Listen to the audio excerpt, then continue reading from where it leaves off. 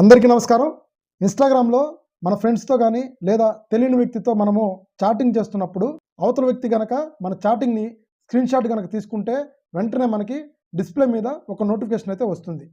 అంతేకాకుండా ఎవరైనా మీకు మెసేజ్ పంపితే, ఆ మెసేజ్ మీరు చదివినా, అవతల వ్యక్తికి చదవనట్లు కనపడాలంటే సెట్టింగ్ ఎలా చేసుకోవాలో చెప్తాను.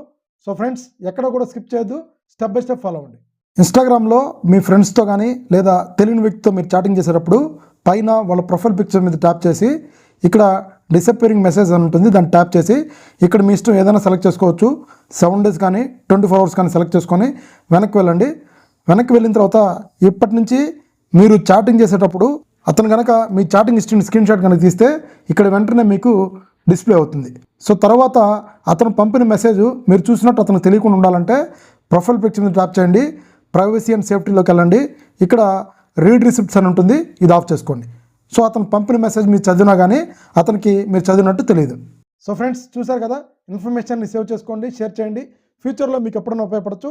ఇలాంటి మరిన్ని వీడియోస్ కోసం మన ఛానల్ని తప్పకుండా సబ్స్క్రైబ్ చేయండి. Thank you.